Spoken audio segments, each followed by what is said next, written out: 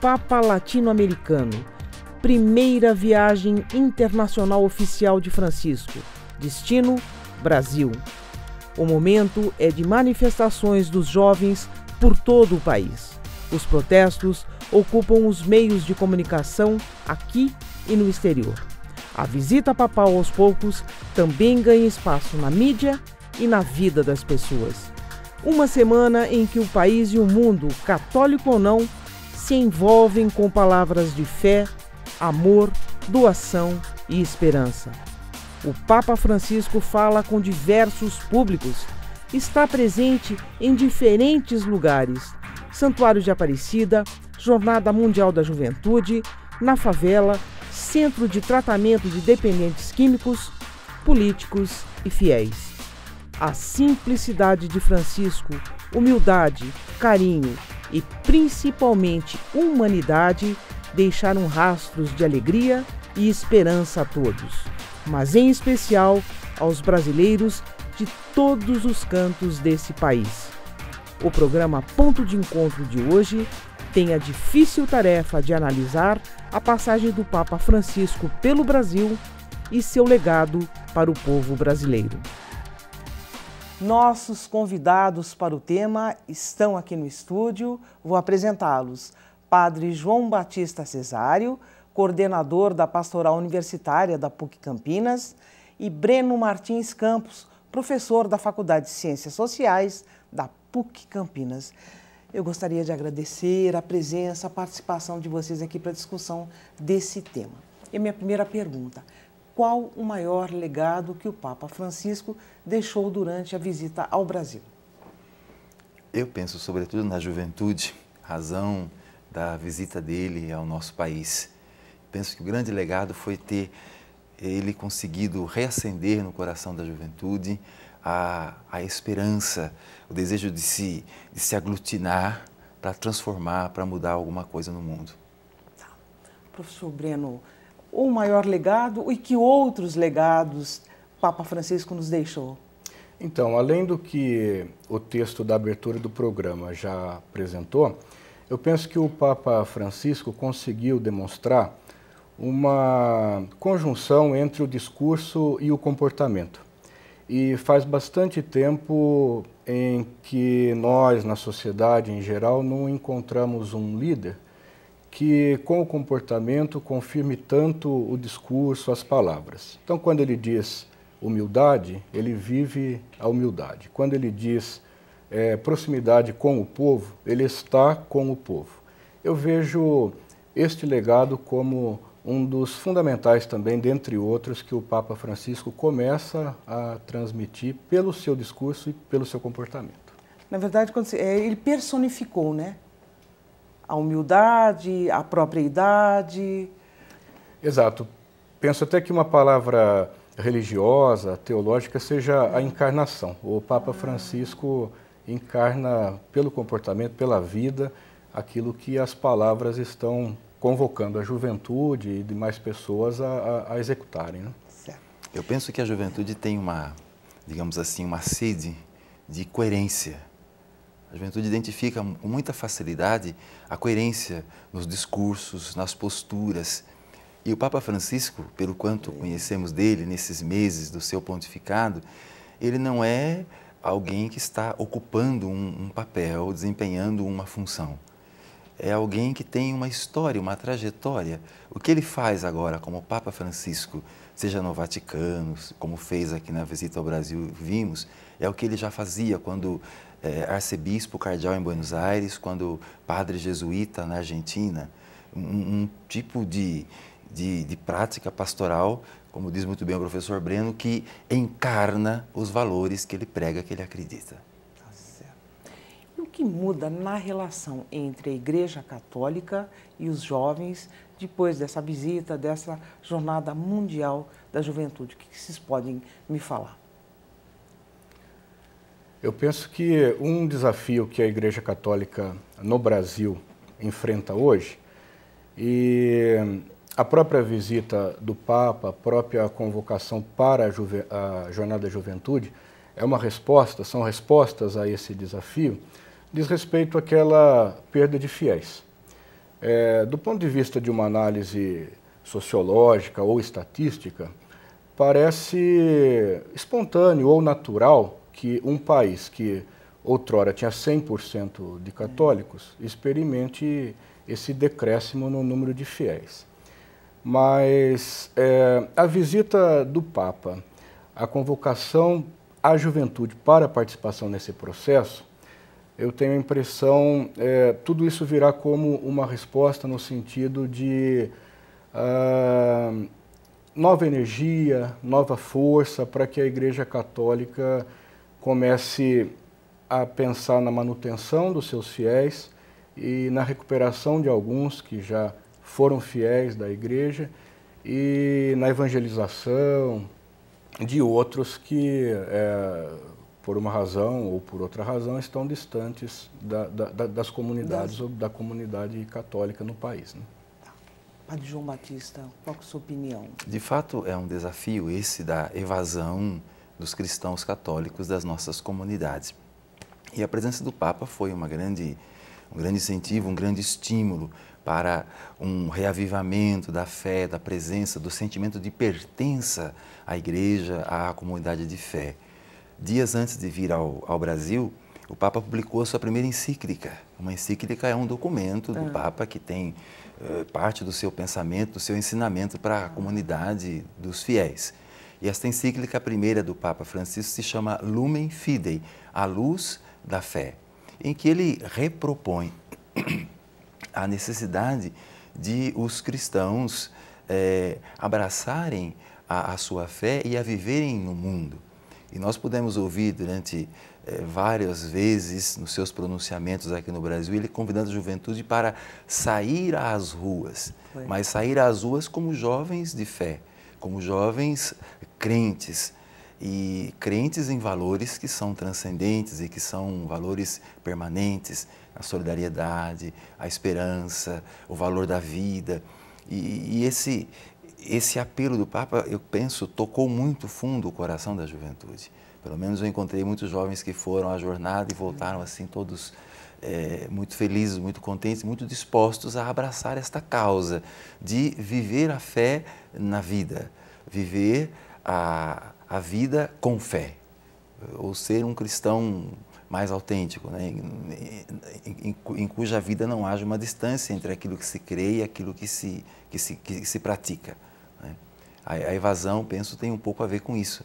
Essa distância que se vai criando com o passar do tempo entre o conteúdo da fé e a prática da fé, entre o ensinamento da fé e a vivência da fé. Então eu penso que a visita do Papa nos ajudou a aproximar a vida prática, cotidiana, dos valores da religião. Até porque ele apresenta esses valores de uma forma muito autêntica, muito verdadeira, mas muito suave, paternal, de uma forma alegre, que acolhe, que convida, que não impõe. Aliás, essa é uma passagem desse documento da encíclica Lumen Fidei. Ele diz que a fé cristã não é algo que se impõe, é algo que se propõe e convence pela força da sua verdade. Talvez esteja justamente aí a razão do Papa atrair tantos jovens, porque ele tem esse lado doce e, ao mesmo tempo, ele é rigoroso. Quer dizer, e personifica a figura do avô, que normalmente os jovens já não fazem mais questão de ouvir. Quer dizer, os idosos estão ficando de lado. O que vocês poderiam me dizer desse contraponto?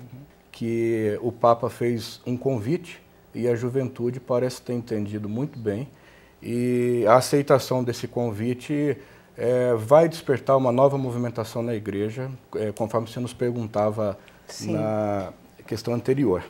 Agora, com relação a essa imagem do Papa Francisco, eu vejo nisso tudo uma outra questão forte da figura do Papa, daquela relação que eu já explicitei entre a mensagem e o comportamento, a mensagem e a vida, porque, de fato, ele parece ser um avô de todas as pessoas. De todas as pessoas, Isso, e um avô muito simpático, muito querido.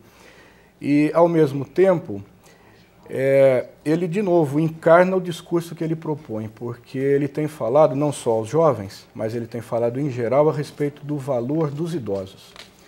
E os idosos como um grande baluarte da humanidade, no que diz respeito ao conhecimento, um reservatório de experiências.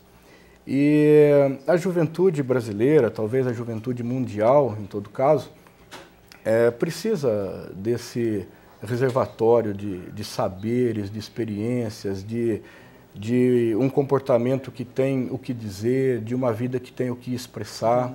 Então é o avô que é querido, respeitado pelo seu amor, mas também apresenta uma autoridade que faz muito bem para a juventude, para todas as pessoas em todas as fases da vida, mas especialmente no que diz respeito ao limite, a uma discussão saudável a respeito do mundo, da vida no mundo. Então eu vejo que, de fato, nele nós encontramos essa questão do avô, que é amor e, ao mesmo tempo, autoridade respeitável, porque se faz respeitável. Tá. Eu só vou pedir licença agora, um instantinho, para a gente acompanhar uma reportagem. Ela é do Alessandro Azevedo, que mostra a experiência que o Daniel teve na Jornada Mundial da Juventude. Vamos lá? Daniel foi uma das 3 milhões de pessoas que estiveram presentes na Jornada Mundial da Juventude, que aconteceu em julho de 2013 e marcou a primeira viagem internacional oficial do Papa Francisco. A Jornada Mundial, ela me deu um novo ânimo, desde o momento em que eu tive que fazer a minha movimentação para chegar até Copacabana. Eu fiquei hospedado a 2 horas de Copacabana, então me trouxe uma nova garra de ir ao encontro mesmo da igreja. Acompanhado da namorada, ele registrou um momento marcante, que foi estar bem próximo do Papa.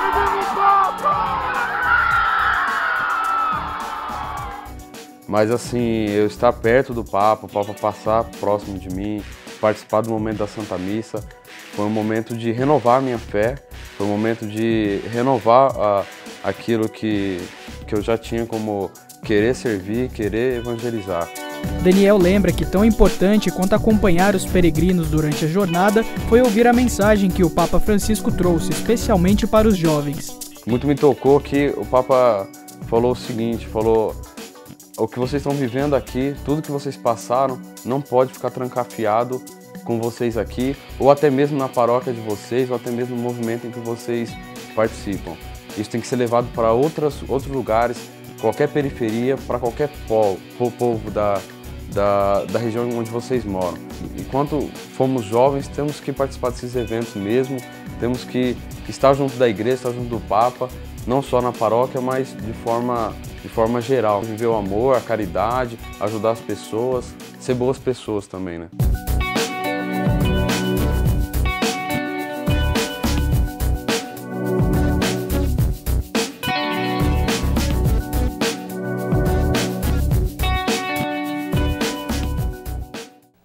Realmente é um magnetismo assim, muito bonito de ver, né?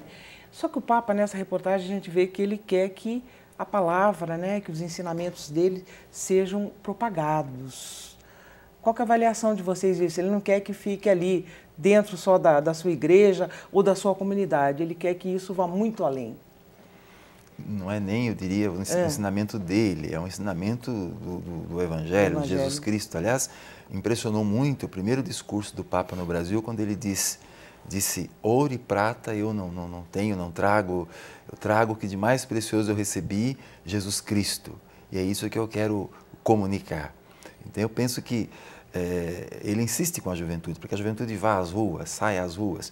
Foi muito significativo também o discurso que ele fez aos jovens argentinos na Catedral de São Sebastião, no Rio de Janeiro, quando ele dizia: eu sonho com uma igreja que saia às ruas, e os jovens têm esse poder de sair às ruas. Mas sair às ruas para quê?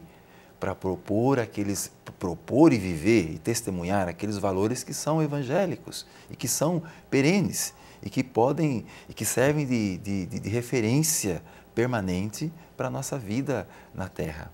E me lembro que também, poucos dias antes de vir ao Brasil, o Papa fez um gesto profético, ainda na Itália. Ele foi ao sul da Itália, numa ilha chamada Lampedusa, que é um lugar terrível de sofrimento, por onde os imigrantes vindos da África e de outros lugares muito pobres, fugindo da fome, da miséria, das guerras, tentam entrar no continente europeu. E nos últimos 20 ou 25 anos, cerca de 30 mil pessoas morreram tentando fazer essa travessia em embarcações muito frágeis. Então o Papa esteve lá celebrando uma missa na memória daqueles falecidos e usou como altar os restos de uma embarcação que naufragou no mar e tal. Então, quer dizer, os gestos do Papa são gestos extremamente proféticos e carregados de sentido, de significado. E estes gestos, eles são formativos. São gestos que comunicam um conteúdo de vida, de ensinamento, um conteúdo evangélico para todos nós. E a juventude, penso eu, muito sensível à verdade, à sinceridade, ao sofrimento e à dor, a juventude capta muito facilmente esta mensagem, até, digamos, escondida nos gestos simbólicos que o Papa realiza. Agora, ele não realiza isso para impactar. Ele realiza gestos assim porque ele crê nisto. Ele faz aquilo que ele sempre fez, ele vive isto intensamente. E lá em Lampedusa ele dizia, nós globalizamos a indiferença, porque tantas pessoas morrem aqui e ninguém faz nada, nunca se fez nada. Todos nós pensamos, esse problema não é meu. Quer dizer, os jovens sentem isso. Aqui ele esteve numa comunidade terapêutica com os jovens adictos que estão lutando pela vida. Esteve numa comunidade de periferia, Varginha, Manguinhos, uma favela que foi urbanizada, de pessoas que estão lutando pela vida. E com que sensibilidade, com que respeito, com que humanidade ele se aproximou dessas pessoas. Isto é uma pregação, isto é um convite e é um estímulo, certamente, para todos nós, mas certamente muito mais para a juventude. É interessante notar que quando o Papa chegou ao Brasil, a juventude já estava na rua, nas manifestações desde junho passado. E, pelo menos em sua imensa maioria, os manifestantes pediram o apoio do Papa, que o discurso do Papa fosse a mesma direção do discurso das manifestações. E, de certa maneira, essa busca por justiça, por solidariedade, essa busca se encontrou tanto nas manifestações anteriores, como na convocação que o Papa fez, especialmente a juventude católica, para que a juventude vá às ruas e lute por esse... Qual o principal recado que vocês acham que ele deixou para os políticos? Está aí um resultado que foi imediato, e a sociedade brasileira espera que seja duradouro também. A questão da humildade, da proximidade com o povo, de uma proximidade sincera com o povo, de corte nos gastos, de investimentos em questões públicas que deem retorno à população. E algumas providências que foram tomadas, talvez no entusiasmo da própria presença do Papa, precisam continuar, precisam ser amplificadas, ampliadas e duradouras. Mas eu vejo que a classe política no Brasil também foi tocada diretamente pela presença e pelo discurso do Papa.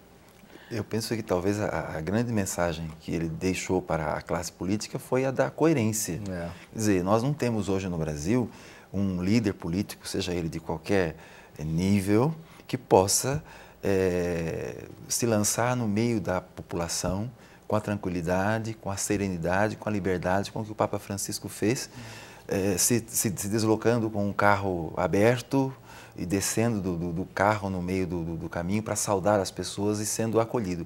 Nós não temos autoridades hoje no Brasil com este lastro ético que possa se apresentar com tanta liberdade diante da população.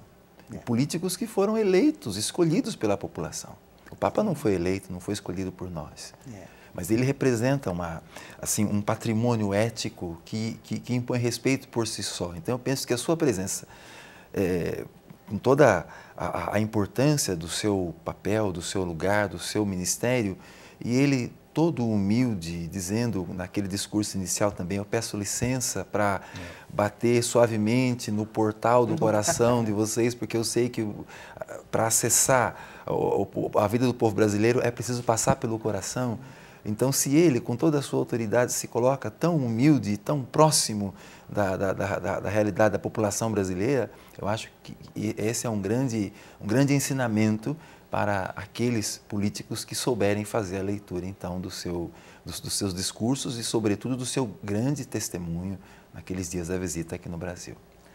A Pastoral Universitária deu uma acolhida às jovens de outros países antes da Jornada Mundial. Faz parte da Jornada Mundial uma etapa anterior, uma semana que é chamada Semana Missionária, quando os jovens peregrinos estrangeiros que vêm ao país que vai sediar a jornada são acolhidos nas dioceses, nas paróquias e comunidades locais para a realização de 3 coisas, pelo menos, né? Missão, espiritualidade e uma interação cultural, uma troca cultural. Então, aqui em Campinas, nós recebemos peregrinos de vários países do mundo. E nesta área da cidade onde está a paróquia universitária, onde está a PUC, que cedia a paróquia universitária, recebemos peregrinos da Coreia do Sul e do Chile. Então, tivemos um dia, justamente o dia reservado para a interação cultural, que foi aqui na PUC Campinas, um dia muito bonito, que iniciamos com uma celebração litúrgica, uma missa, que foi rezada em português, inglês, coreano e espanhol.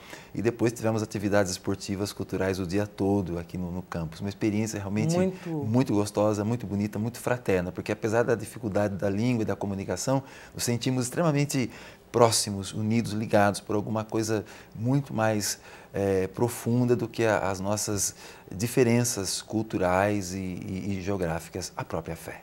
Com certeza. Professor Beno, vamos viver uma nova etapa da Igreja Católica aqui no Brasil, depois dessa visita do Papa? E essa força que ele deu para os jovens, quer dizer, é garantia de termos um futuro mais fraterno? Então, eu imagino que a visita do Papa tenha deixado um legado para a Igreja Católica e para a sociedade brasileira de modo geral. O que vai acontecer, nós só podemos tratar como tendências e não como previsão. Mas que ele continue a falar, a manter o discurso nessa linha, é algo que o padre João Batista já nos disse por causa da coerência do Papa Francisco, mais distante do Brasil agora. O legado que ele deixou, por exemplo, numa crítica ao consumismo, numa crítica ao imediatismo, numa crítica às relações que são virtuais e muito pouco concretas hoje em nossos dias, eu vejo como o grande legado para a Igreja Católica e para a sociedade brasileira, no sentido de que a juventude e todas as pessoas de todas as faixas etárias possam pensar que a relação com o outro pode ser uma relação de simpatia, de empatia, de amor, e não necessariamente de exploração, de discriminação, de violência. E isso tudo passa por uma transformação social. Não adianta pensar somente na transformação de cada indivíduo, de todos eles. A estrutura precisa ser mudada e eu penso que essa crítica que ele faz ao consumismo, à riqueza exacerbada, à concentração de renda, toda essa crítica vem no sentido de uma transformação possível, social, que comece pela Igreja Católica, mas que seja também da sociedade brasileira. Eu tenho a impressão de que esse é o grande legado que fica depois dessa visita, da primeira visita do Papa Francisco ao Brasil.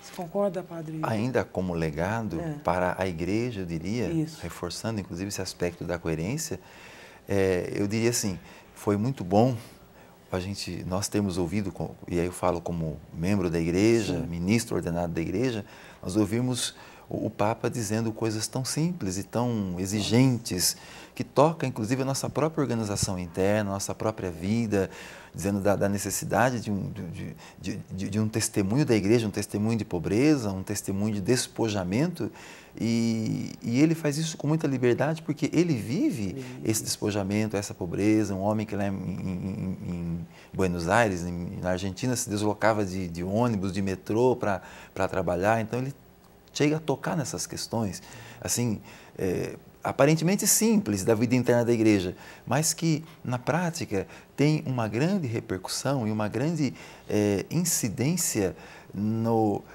conteúdo da mensagem que deve ser proclamada para a igreja. Porque quando falamos em coerência, quando detectamos coerência no discurso, na prática do Papa, essa coerência precisa estar presente no discurso, na prática de toda a igreja.